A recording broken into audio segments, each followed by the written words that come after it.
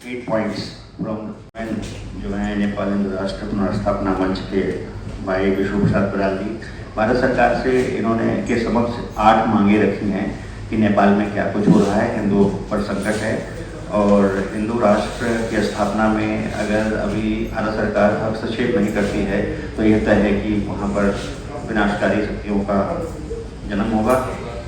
तो इसके बाद चूंकि ये प्रेस कॉन्फ्रेंस है, अपनी बात को रख रहे हैं, उसमें 8 बातें हैं। ज्ञापन पत्र अभी माननीय प्रधानमंत्री दामोदर दास नरेंद्र मोदी जी को देने जा रहे हैं, दूसरा माननीय राष्ट्रपति को देंगे। बराल जी ने जो 7 सिस्टर्स स्टेट्स है हमारे, उसके टेक्निकल एडवाइजर भी है भारत सरकार में, और इनकी अपनी नैतिक जिम्मेवारी है कि भारत और नेपाल एक है और अगर नेपाल बचेगा तो भारत की सुरक्षा भी उसमें महत्वपूर्ण भूमिका अदा करती आ रही है। तो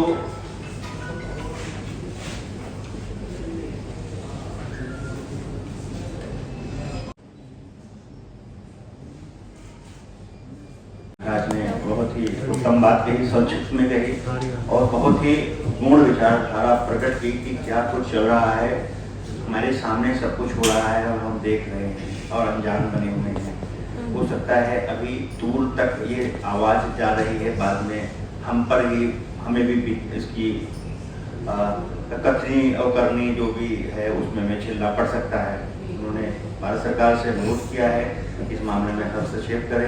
तमाम हिंदू, जो युवा हिंदू हैं, जो हिंदू सनातनी परंपरा के जितने भी धर्मावलंबी हैं, विभिन्न समुदाय के लिए एकजुट हों और इस लड़ाई में जो फिरका ताकतें हैं उसको ख़त्म करने के लिए एकजुट हों, एक मंच पर आए।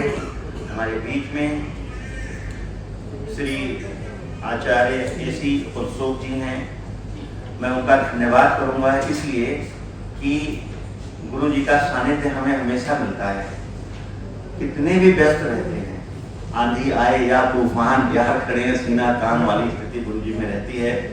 गुरु ji former deputy speaker of Tibetan parliament in exile के हैं और Guru ji is the adviser Indo Tibet friendship association, senior adviser Bharat trust Sahyog Manch, board of member हैं Tibetan culture and religious publication centre, former board of governor हैं Guru ji central institute of higher Tibetan studies Varanasi के, Prasar Bharat external services government of India, जो प्रसार भारती है भारत सरकार में, उसके sir एक अच्छे समाचार वादक भी हैं, एक अच्छे ट्रांसलेटर हैं, एक अच्छे नरेटर हैं, एक अच्छे कुरिएटर हैं।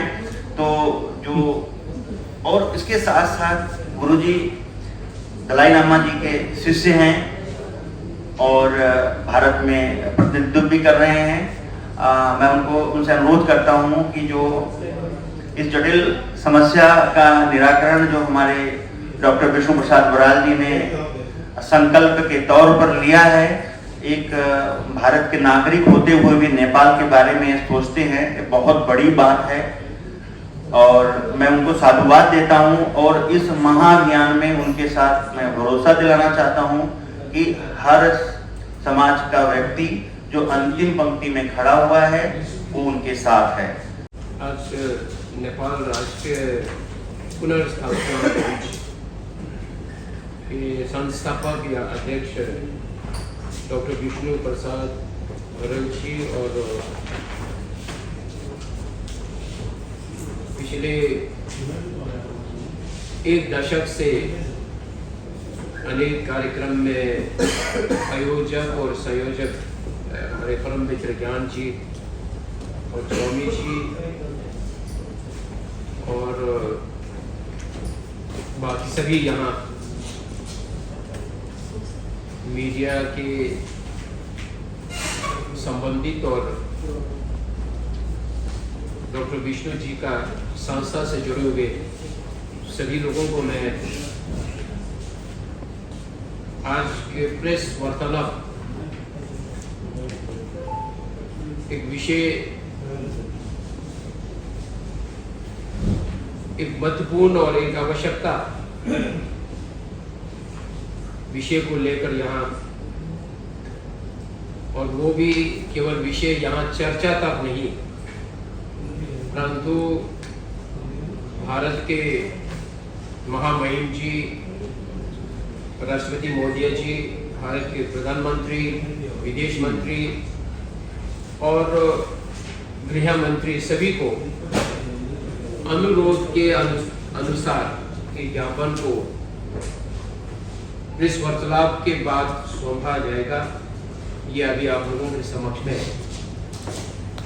अभी मंच संचालन की ओर से बताया गया है। ये प्रेस वार्तालाप में मुझे भी यहाँ एक भागीदारी होने का परसों डॉक्टर विष्णु जी का सूचना आया कि 1 जुलाई को ऐसा एक कार्यक्रम है, आपको जरूर आना होगा। तो मैंने पूछा कि विषय क्या है, क्योंकि पिछले 20 जून से लेकर कल तक बहुत सारे कार्यक्रम मतलब कि निरंतर, और कहीं में बोलना, कहीं में उपस्थित होना, तो ऐसा कार्यक्रम में मुझे जाने को अवसर मिला। अधिक से अधिक संस्कृति से संबंधित और धर्म से संबंधित, प्रजातंत्र से संबंधित, लोकतंत्र से संबंधित यही कार्यक्रम था। और आज का कार्यक्रम भी, प्रेस वार्तालाप भी एक बहुत ही महत्वपूर्ण विषय, जो हमारे पड़ोसी देश के अंदर परिवर्तन के रूप में जो लाने जा रहे हैं, उस विषय को लेकर। वैसे तो संक्षिप्त में संस्था ने यहाँ प्रकाश डाला है, मुझे विश्लेषण करने की आवश्यकता नहीं है। उसके साथ साथ अभी पूर्व स्वामी जी और अध्यक्ष और हमारे मंच संचालन के माध्यम से भी प्रकाश डाला है। मैं थोड़ा उससे हट के 2-3 विनतियां आप लोगों के समक्ष में रखना चाहूंगा। नेपाल देश एक समय बौद्ध देश था। तथागत बुद्ध शाक्यमुनि का जन्म स्थल लुम्बिनी में 7वीं शताब्दी में नेपाल के सम्राट के, जिसको हम रानी ब्रिटकुटी जी, तिब्बत के नरेश 33वां राजा के साथ विवाह किया गया है। वो भी बौद्ध धर्म से संबंधित है, और नेपाल देश बौद्ध धर्म से संबंधित के माध्यम से तिब्बत का ऐसा संबंध रहा है, जैसा अभी ज्ञान जी ने प्रकाश डाला है। और उसके बाद फिर नेपाल देश एक सनातन देश बना। राज शासन था तब तक, जब प्रजातंत्र जब तक नहीं आए तब तक तो नेपाल नरेश के माध्यम से नेपाल एक संपूर्ण हिंदू सनातन राष्ट्र धर्म के साथ सभी धर्म को संपर्क में रखते थे। क्योंकि भारत में जितना हमारे परम पूज्य दलाई लामा जी का अनुयायी है, उतना ही नेपाल में भी है, उतना ही भूटान में भी है। और हम सब जानते हैं, मैं खुद ऐसे परिचय देना चाहे तो बनारस में पढ़े लिखे व्यक्ति हूँ। संपूर्ण संस्कृत यूनिवर्सिटी, केंद्रीय तीर्थ उच्च शिक्षा संस्थान जो अभी मेरे परिचय प्रकाश डाला।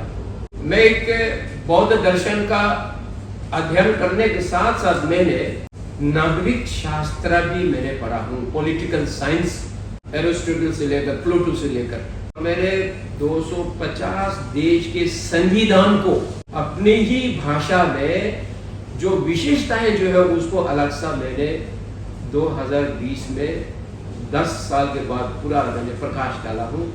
आज केवल हमारे भाषा में है, परंतु अन्य भाषा में नहीं है। 250 विश्व में देश में से 12 देश जो है वो प्रजातंत्र देश नहीं है, नॉन डेमोक्रेटिक कंट्री। बाकी सभी देश जो है प्रजातंत्र देश है। सभी देश के संविधान में अलग अलग विशेषताएं हैं। भारत के संविधान में तो सेकुलरिज्म है। भूटान और श्रीलंका के नरेश के संविधान में प्रकाश डाला है कि बौद्ध धर्म को महत्व देते हुए हमारे देश जो है वो प्रजातंत्र के रूप में चलेंगे। ज्यादा से ज्यादा देश का संविधान में ये लिखा है कि हमने देश के सभ्यता और संस्कृति को संरक्षण करते हुए, परंतु दुर्भाग्य यह है कि कम्युनिस्ट देश जो भारत देश जो है उसमें ना तो धर्म को मान्यता देता है, ना तो संस्कृति को मान्यता देता है, ना तो रीति रिवाज को मान्यता देता है। उसको छोड़ के पुराना चीज को तोड़ो, मिटाओ, दुर्लभ करो, देश से दूर करो, देश से बाहर करो, ये पुराना चीज। इसलिए चाइना ने 1965 से लेकर 1976 तक कल्चरल रिवॉल्यूशन हुआ है। और मुझे लगा कि जब आज विष्णु जी ने जो यहाँ लेख में प्रकाश डाला तो चाइना ने नेपाल सरकार को भी भले प्रजातंत्र देश है लेकिन इनको भी कल्चरल रिवॉल्यूशन के तरफ से थोप रहा है, इसीलिए ये जो रीति रिवाज को मिटा रहा है। नेपाल देश भारत के हिमालयन और भारत और तिब्बत और भूटान किस लिए जानते हैं दुनिया के लोग?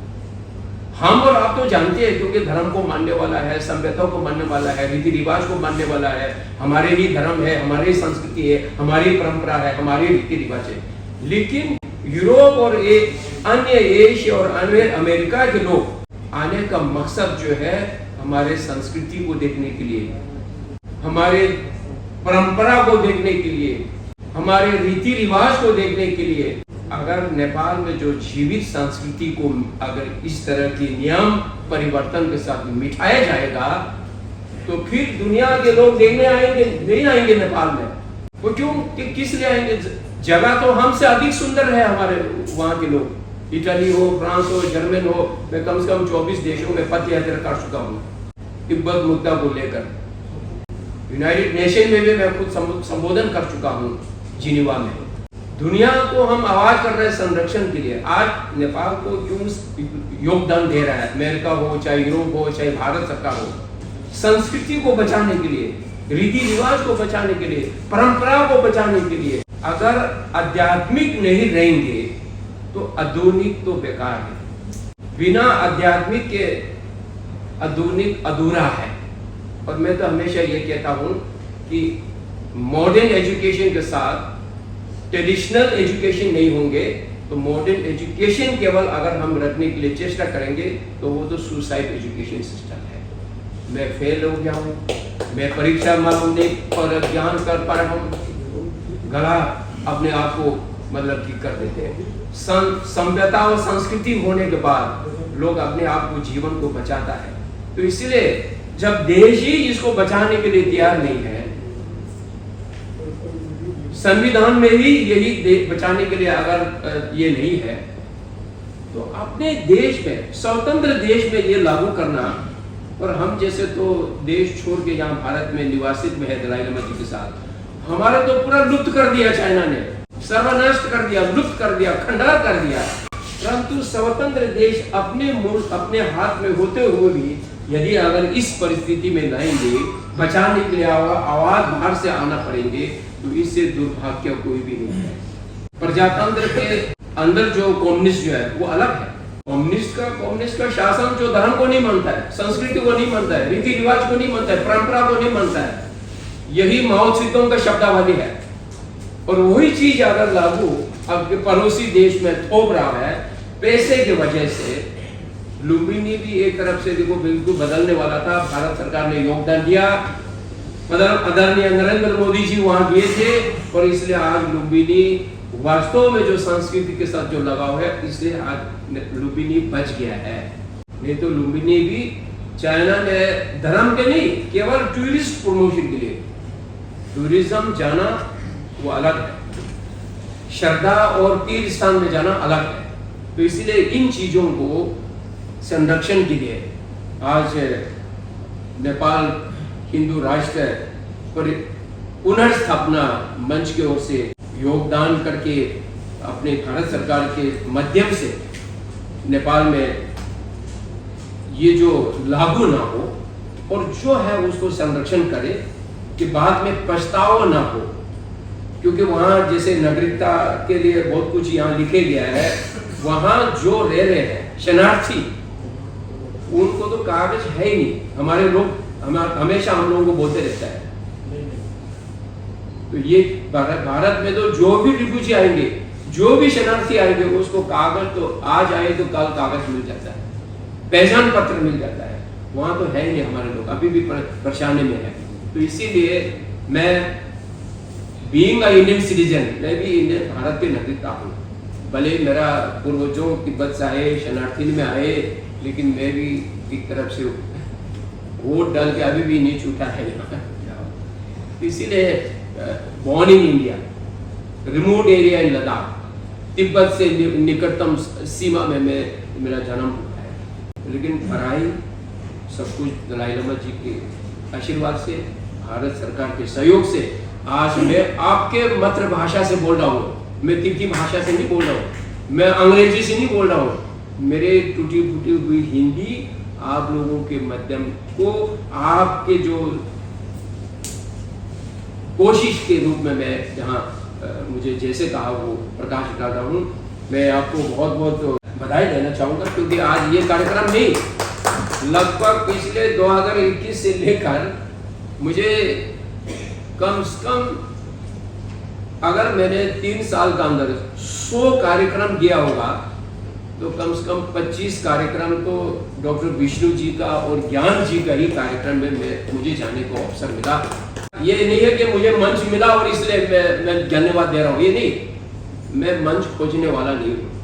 मंच अपने आप को जब आपके ज्ञान बांटना है तो लोग अपने आप को, कल ही ईद का मिलन हुआ था, अमदाई इस्लामिक लोगों ने किया था। मैंने वही कहा कि मैं धर्म का परिवर्तन आपको नहीं कर पाऊंगा, क्योंकि आप लोगों का अनुयायी अलग है, मेरा अनुयायी अलग है। लेकिन मैं ये कहूंगा कि जो सम्मिलित जो है लोगों के लिए, पाप नहीं करना तो सभी धर्म बोलेंगे, पुण्य करना तो सभी धर्म बोलेंगे, अपने आप को परिवर्तन करना तो सभी लोग बोलेंगे। तो यही एक धर्म है, यही आस्था है, यही। इसलिए नेपाल की सरकार, पाप मत करिए, पुण्य करिए, लोगों के दिमाग को ठोस मत लगिए। लोगों को आज संस्कृति के और धर्म और रीति रिवाज के लिए लोग तड़पते हैं, पैसे के लिए तड़पने वाला कोई नहीं है। इतने ही मैं शब्दों के साथ अपने प्रेस ज्ञापन का मैं संपन्न करता हूँ। जो हिंदू संस्कृति है वो सिर्फ हिंदुस्तान की नहीं है, पूरे विश्व में हिंदुत्व का डंका बज रहा है, बजता रहेगा। कुछ फिरका परस्त ताकतें जो आर्थिक सिद्धांतों को ज़्यादा महत्व दे रही हैं और जो आतादाई शक्तियों के रूप में खुद को स्वयंभू मान रहे हैं। मैं नाम नहीं लेना चाहूँगा, इशारा किया गया है चाइना या जो डेवलप्ड कंट्रीज हैं या कुछ यूएई या यूएसए से रिलेटेड जो कंट्रीज हैं जो तथाकथित खुद को धनाढ्य मानते हैं, ऐसे लोग एकजुट होकर हिंदू संस्कृति पर, बेशक हमारे विपक्ष में बैठे हुए लोग हो सकते हैं या हमारे देश में जो हिंदुत्व को मानते हैं, तिलक भी लगाते हैं, लेकिन बातें दूसरी कर रहे हैं, हमें ऐसे लोगों के मन में, मस्तिष्क में, आचार्य बाल्यवी जी महाराज ने बहुत अच्छी बात बोली कि ये सिर्फ सरकार के बस की बात नहीं है, ज्ञापन देने तक सीमित नहीं रहेंगे। अभी हमारा नया सिस्टम ये है, अगर इसमें सरकार मान लेता है और इसको नागरिकता राष्ट्रीय परिचय पत्र को विड्रॉ कर लेता है तब तो इसको ठीक है, नहीं तो इसका खाली नेपाल के सनातनी भाई बहन से सीमित नहीं रहेगा। विश्व के सनातनी एवं साधु संत लेके नेपाल में इनका ऊपर हमला करना ही होगा और नहीं तो ये नहीं छोड़ेंगे। अगर ये आपका नागरिकता राष्ट्रीय परिचय पत्र चालू कर दिया पूरा लागू कर दिया देश में, तो नेपाल में हिंदुत्व नहीं रहेगा, न नेपाल नाम रहेगा। जैसे अभी गुरुजी ने कहा है कि चाइना को कोई मतलब, अभी चाइना से वो खाली विकास देख रहा है और आगे जो धर्म से मतलब नहीं, संस्कृति से मतलब नहीं, पुराना क्या रीति रिवाज है उससे मतलब नहीं। तो इसी तरीके से वो नेपाल को बनाने चाहते हैं। चाइना का सिग्नल में जा रहे हैं। चाइना का सिग्नल में ज्यादा दिन चलने वाला नहीं है, 11 गांव तो लेके चला गया है, अभी आगे जाके मुक्ति दादी ले जाने वाले हैं। इनको समझ में नहीं आता है क्योंकि इनके पास they don't have mind to examine for the country, क्योंकि देश के लिए विचार करने के लिए, समस्या सोचने के लिए इनके पास माइंड नहीं है। इनके पास माइंड एक मात्र है, कैसा देश को लूटा जाए, कैसा देश को खत्म किया जाए, कैसा हिंदुत्व को बर्बाद किया जाए, कैसा इसका टेरिटरी पूरा रीति रिवाज को खत्म किया जाए और कैसा नेपाल नाम मिटा जाए, ये मकसद लेके ये लोग आगे आया हुआ है। इसका चुनौती का साथ मैंने पहले भी बोला है, 2400 तुम लोग नेता एक तरफ, बराल एक तरफ, आओ वार्ता करो, आओ प्रेस में बैठो, लेकिन कोई बोल नहीं पाते हैं, बोलते नहीं है, खाली बोल के जीतते हैं, काम नहीं करते। इसीलिए आगे का ये चुनौती है, बहुत बड़ी आंदोलन करना पड़ेगा, उसके लिए जुटना पड़ेगा और सबको मैं आह्वान करूंगा, हम लोग एक साथ होकर लड़ना पड़ेगा। खाली नेपाल का जनता से लड़ने से नहीं चलेगा। उस पर 10% जो झोले राजे है वो खाली उनका तरफ गुण गाता है, उनको लूट नहीं मिल रहा है, और जो बाकी जनता है 90% वो इनोसेंट है, पढ़ा लिखा नहीं है, 40% उनको कुछ पता नहीं है, और जो पढ़ा लिखा थोड़ा बहुत है भारत में आगे बर्तन धो रहा है, कोई वेटर कर रहा है, कोई कुछ कर रहा है, तो उसका रोजगार चला के अपने परिवार का देखभाल कर रहा है। तो इस अवस्था में और नेपाल को किस तरीके से लोग एडवांटेज लेके आगे चला गया और किस तरीके से नया नया उभर के आया है, अभी जैसा हरकर संपाद राय धरान में आया, वो पास्टर है, खुद ही पास्टर है, ये जनता को गुमराह कर रहा है। और इसके बाद भी ये जो रवि लाल सने आया, वो कुछ नहीं, मैं ये करूंगा वो करूंगा, बोल के जीता है, गोल्ड मेडल तो रिकॉर्ड तोड़ दिया उसने, विश्व में गोल्ड में तोड़ दिया, न खाली नेपाल में, काम कुछ नहीं करता है। इस तरीका का अभी आगे आ रहा है, इनसे भी कुछ होने वाला नहीं है, आगे काम करना जरूरी है। मुद्दा है, बहुत मुद्दा है, बहुत चुनौती है, बहुत खामियां है, बहुत खामियां है, इस सब को लेके हुए आगे आने वाले सबसे मैं अनुरोध करना चाहता हूँ, आइए एक प्लेटफॉर्म में खड़ा हो जाइए और पैसा तो उठाने नहीं मिलेगा, ये अगर आना है तो ज्वाइन करिए, नहीं करना है तो मत आइए। मैं अकेला में सक्षम हूँ, सोचता हूँ अभी भी, क्योंकि जब भगवान बताए वो अकेला है, भगवान ने सबको ऐसा करके देता है। मैं उस तरीके से सोचता हूँ, पैसा लेके अगर हमारा संगठन में कोई चाहता है तो ना आइए, आप लोग अपना रास्ता जाइए। मैं ये भी नेपाली जनता सबको बोला हूँ, और काल भी मैंने बहुत 2-4 को FIR कर दिया हूँ 12 जिला में, क्योंकि ग्रुप क्रिएट करके पैसा उठाना शुरू कर दिया मधेश में, वो मैंने कार्रवाई कर चुका हूँ। दिल से धनी बोलो, दिल से ध्यान करो, एक दूसरे का समस्या को समझो, उसको थोड़ा बहुत समस्या समाधान कर दो, वही सबसे बड़ा धनी होता है। जिसका इतना बड़ा समस्या लेकर अगर आता है, उसको थोड़ा भी समस्या आप करते हैं, वही सबसे बड़ा समस्या। और भंसा 400% कहाँ देश में है, सब प्रधानमंत्री को बोलना पड़ेगा, सब प्रधानमंत्री को चिट्ठी लिखूंगा, जवाब मांगूंगा। 400% भर्सन का है, आपने बताया यूनो में मैंने हम लोग ने जहाँ एक मंदिर बनाया पोखरा में, वहाँ आया था, विजिट किया था पोखरा में, सब लोग सुन लीजिए, हमारा जितना भी भाई बहन लोग नहीं तो पत्रकार के माध्यम से सुन लीजिए। वो आया था, उसने यही कहा कि इतना अच्छा हेरिटेज और संस्कृति है, तो यूनो में भी आप लोग को अगर कोई समर्थन चाहिए तो हम करने को तैयार है। इसका मतलब देखिए 2-3 तरह से नेपाल हिंदू राष्ट्र घोषित हो सकता है। एक तो हम यूनो में जाके मुद्दा डालेंगे और सबसे लेके भेजेंगे, एक आदमी रिपोर्ट करेंगे, नेपाल के सरकार नहीं है, सरकार मान नहीं सकते हैं हम लोग, क्योंकि वो लोग पक्षपात सरकार है और वो तो देशद्रोही सरकार है और भ्रष्टाचारी सरकार है और हिंदुत्व को विरोधी सरकार है। इसीलिए आप यहाँ से हमारा सर्वे करेंगे, रिजल्ट करके नंबर लगा के आदमी रिपोर्ट करिए और रिपोर्ट लेके घोषणा करने का कोशिश करिए। एक वो माध्यम से हम हिंदू राष्ट्र घोषित कर सकते हैं। दूसरा, हम कोर्ट के माध्यम से जाता है, नेपाल में तो कोर्ट नहीं रहा है, नेपाल में तो बिना मतलब जो मर्जी वही करता है, दलाल का सेंटर जैसा नेपाल का न्यायाधीश सेंटर बना हुआ है। इसलिए नेपाल का न्यायाधीश का ऊपर भरोसा नहीं कर सकते हैं। उसको यहाँ में हम सुप्रीम कोर्ट दिल्ली नहीं तो अंतर्राष्ट्रीय लॉ बोर्ड में जाके हम लोग एक मुद्दा करते हैं, उस पर इसीलिए हम हिंदू राष्ट्र डिक्लेयर करने में सक्षम हो सकते हैं। और 3 नंबर, अगर इस तरीके से विश्व का हमारा तो 113 करोड़ 45 लाख 490 इतना हमारा हिंदुवादी संख्या है, सबसे समर्थन लेके भी घोषित करा सकते हैं। देखो हमारा विश्व से इतना समर्थन है और हमारा ये majority is mandatory as part of democratic process, उसमें भी जाके हम हिंदू राष्ट्र घोषित करने में कामयाब हो सकते हैं। तो सारे बुद्धियां हैं, सारे रास्ता है, सारे भसकुस है, we can do everything, but we have to support without money. Money पैसा है तो हम काम करेंगे, नहीं तो नहीं करेंगे, नहीं चलेगा। उसमें कोई काम नहीं करेगा, पैसा लेके बैठ जाए।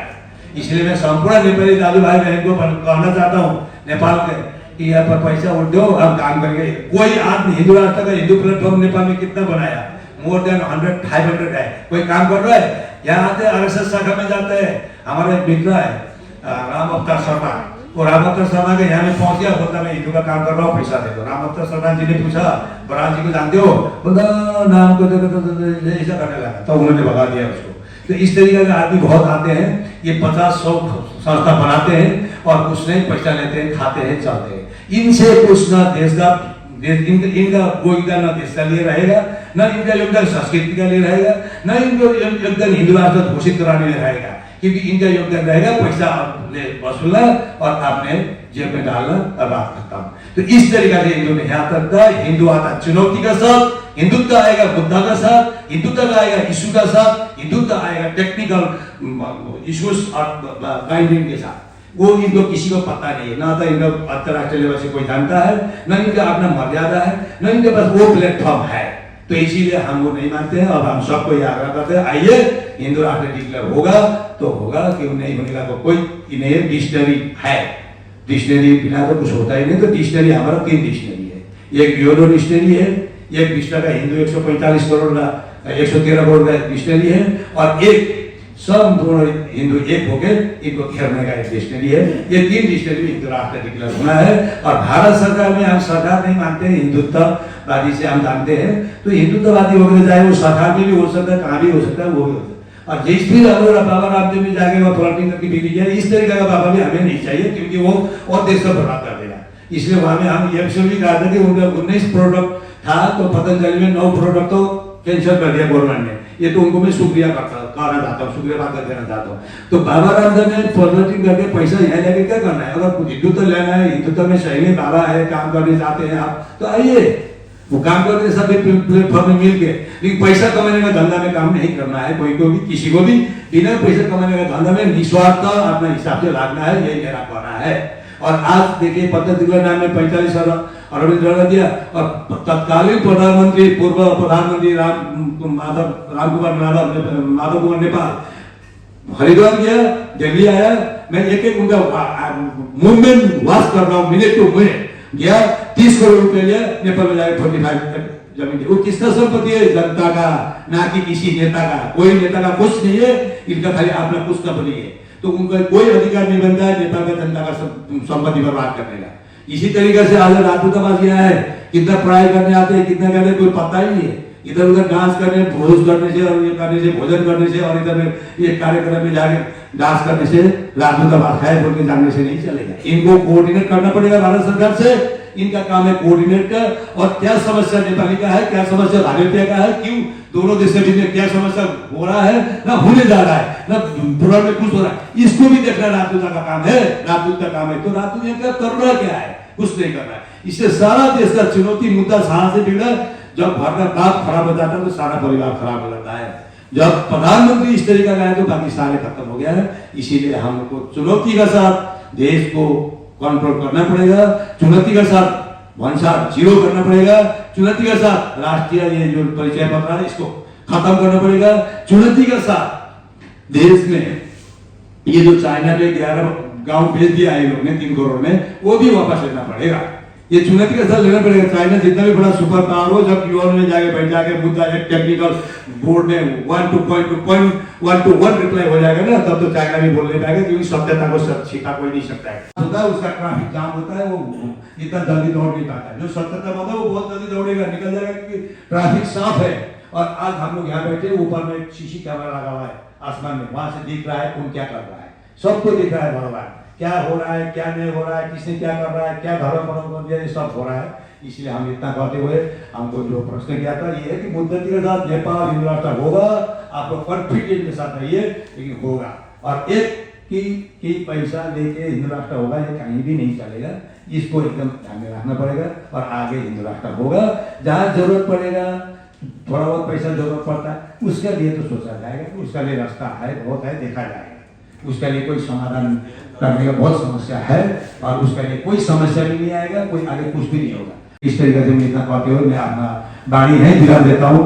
नमस्कार प्रणाम, क्योंकि यहाँ में बहुत गुरु जी है, सबको मैं शरण करना चाहता हूँ। ये हिंदू राष्ट्र में ही लग रहा हूँ कि जब से हिंदू राष्ट्र फेंक दिया इन्होंने उड़ाया तो हमें विचार लिख दिया गया, तब से ही उसी दिन से मैं इसमें लगा हूँ, अभी तक लग ही रहा।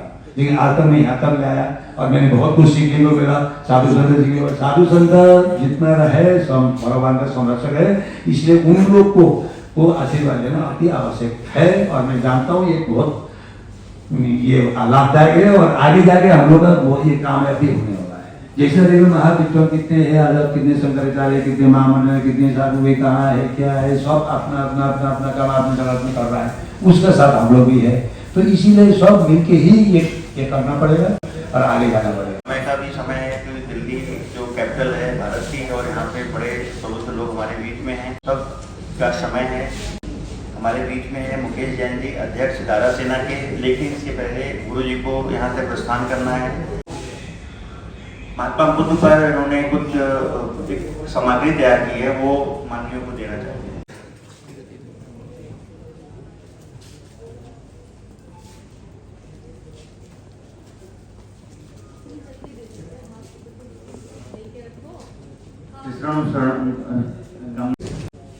क्या सपोर्ट चाहिए, कुछ है? होम मिनिस्टर नेपाल का होम मिनिस्टर का जरूरत था। नेपाल का होम मिनिस्टर ना काम करने वाला है ना वो समर्थन करने वाला है, क्योंकि उसने साफ साफ शब्दों में कहा दिया कि मेरे को ईसाई होने से हो जाएगा, हिंदुत्व में मतलब नहीं है। इसलिए मैंने ये बात हम लोग पहले में भी कहा चुका हूँ।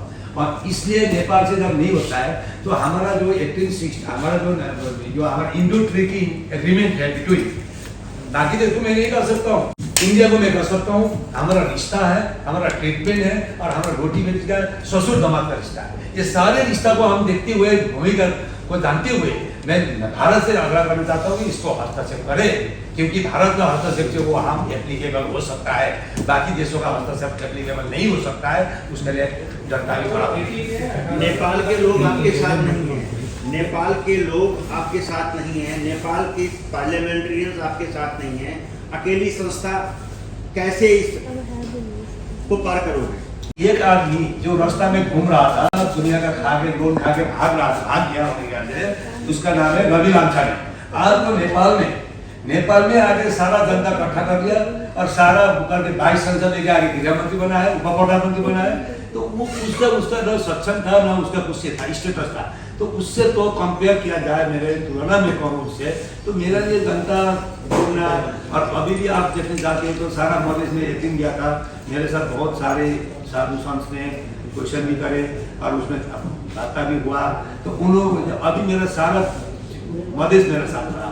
ऐसा नहीं जब नेपाल के जनता को पकड़े, भारत के जनता और नेपाल के जनता में फर्क है। नेपाल के जनता का हाल चल रहा है। आदमी तो रवि लांछानी ने इतना देश को पकड़ के कुछ 1 रुपया नहीं था, खाने का नहीं था, वहाँ पे लोन लेके भाग गया, क्रेडिट कार्ड का लोन लेके भाग गया। वो आदमी आगे नेपाल में सबको इकट्ठा करके उप प्रधानमंत्री बोल के जीतता है ना, काम तो नहीं किया है। तो काम करने वाला लोगों का साथ नेपाली जनता 1 घंटा में आपके साथ सारे जनता आ सकते हैं, उनका बेटा भी आ सकते हैं। इस तरीका का माहौल नेपाल में है और इस तरीका का ज्योग्राफिकल इन्वायरमेंट नेपाल में है। तो इसीलिए जनता नहीं है, ये बात नहीं है, जनता है, सारे हैं, नेता नहीं है। नेता को ला भी नहीं सकते क्योंकि उनका वो ऑलरेडी खराब है। जो खराब चीज को लेके आप उन्होंने अच्छा नहीं कर पाओगे, उनका आदत बिगड़ चुका है। इसीलिए जनता साथ में है, वो कभी भी जनता हम लेके खड़ा कर सकते हैं। इसीलिए हमें मुद्दा है, चुनौती है पंचायत जीरो करने का। तो और नेपाल का गृह मंत्री से हम नहीं बोल सकते हैं, भाई का प्रश्न था उसमें, उसके लिए हम उनको बोलो काम करने वाला ही नहीं है, कल बोल के गोल मेडल वाला है वो, जो वो काम करता ही नहीं है। वो काम करने वाला जो है उसी को बोल रहा है कि क्या छोड़ो, तब मैं छोड़ाया था। तो इस तरीके का है, वो मारपीट नहीं है। आप समझने का कोशिश करिए खुद को। उसके लिए मैंने एक प्रेस कॉन्फ्रेंस किया था, जनता दल में भाई साहब भी थे कि मतलब कि ऐसा नहीं इसमें गया। और अभी रिसेंटली 12 जिला में, प्रसाद जिला में हिंदुत्व लड़की को सरलाई जिला में क्या किया, मुस्लिम लोग ने रेप किया और मर्डर कर दिया। भाई रेप तो कर लिया, मर्डर तो नहीं करना चाहिए था उसको। देखिए कितना बड़ा अत्याचार मचा है। तो इसका खून जवाब तो कहीं ना कहीं हम ही देने में जानता है। लेकिन मेरा पास अभी थोड़ा सा वक्त लग रहा है, कुछ समय लग रहा है, तो आप लोग को एक दिन जरूर देखने को मिलेगा हाँ बराल ने क्या कर दिया। क्योंकि मैं देखिए कहाँ से बिलोंग करता, नॉर्थ ईस्ट से। नॉर्थ ईस्ट जैसा कहीं कुछ नहीं था। मैंने आज नॉर्थ ईस्ट को 8वें स्टेट में टेक्निकल एडवाइजर हूँ, अभी भी हूँ एमपी फोरम का। 40 एमपी उस पर आते हैं, कोई भी आ जाए। उसका मैं टेक्निकल एडवाइजर हूँ। तो मैं सारे उनको मेरा बिना वो लोग काम नहीं करते। तो मैंने वहाँ में किस तरह किया, तो इससे कैसा किया, कैसा नहीं किया, वो सारे हम लोगों को पता है।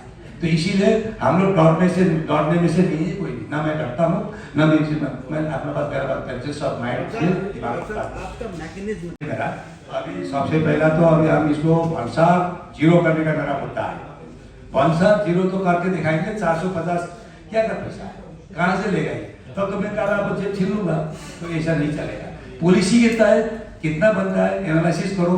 और विश्व में 205 कंट्री है, 205 से 204 कंट्री में आपका 28.5% है। भारत में भी जीएसटी 28.5% से ऊपर नहीं है, भारत में भी अभी जो मोदी जी ने लागू किया।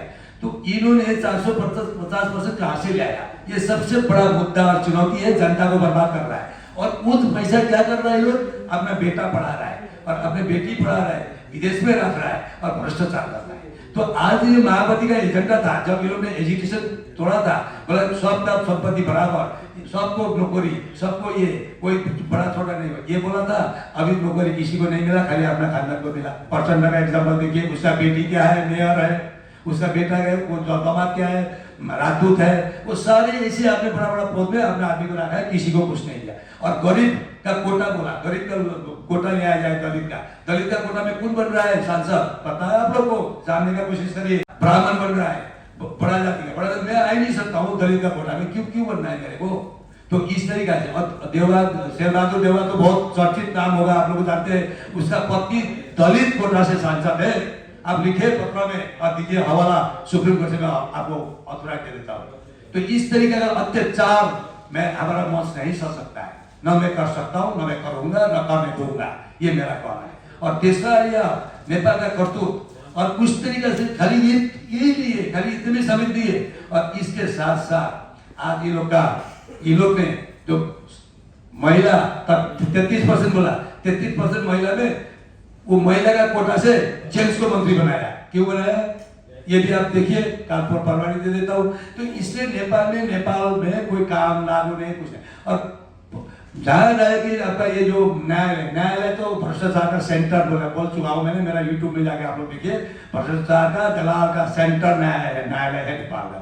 जो बोला वही कर देता है, ये नहीं चलेगा ना। अरे भाई, वन मैन शो नहीं चलेगा। टेक्निकली फिजिबिलिटी, वायबिलिटी और जो जुडिशियल परफॉर्मेंस है, जुडिशियल एप्रोप्रिएट फोरम है, उस पर जाके काम करो, ये मेरा कहना है। जब मैं कानून का बात करता हूँ तो मैं बुरा हो जाता हूँ, जब मैं पॉइंट का बात करता हूँ तो बुरा हो जाता हूँ। तो इनका पास तो ना दिमाग है, टेक्निकल नो भी उसका पास पता है। यहाँ राजदूत बैठा है, राजदूत क्या करता है, कुछ नहीं करता है। और ये बच्चा लोग यहाँ आगे पढ़ता है, कोई फंस गया, जहाँ नर्सिंग को पढ़ाई किया, लाखों संपत्ति बेच दिया, बेंगलोर में नर्सिंग पास आउट किया, कॉलेज ने डिग्री नहीं दिया, कॉलेज ने नहीं डिग्री दिया, फाइनल एग्जाम हो गया, बोला डिग्री नहीं दे सकता, तुम नेपाल के हो। अरे भाई, तो राजदूत का काम था ना, मेरा काम था वो, मेरा काम नहीं था। तभी मैं गृह मंत्रालय में, तब गुलाम नबी आजाद हेल्थ मिनिस्टर थे, उनको जाकर मैंने लड़ाई किया। मैंने बोला, आप क्या समझते हो, आप कैसे आप मर्जी चलाते हो क्या। बहुत सारे लड़ाई झगड़ा होने के बाद उन्होंने बोला ठीक है, मैं कॉलेज में आदेश करता हूँ, मैं करो, तब जाके मिला। तो क्योंकि मेरा काम नहीं था, राजदूत का काम था। राजदूत क्या करता है, मैं क्या करने बैठा है, मैं भगाओ राजदूत को, भगाओ, मैं तो उसमें भी हूँ। ये नहीं, मेरा चुनौती तो था वैसा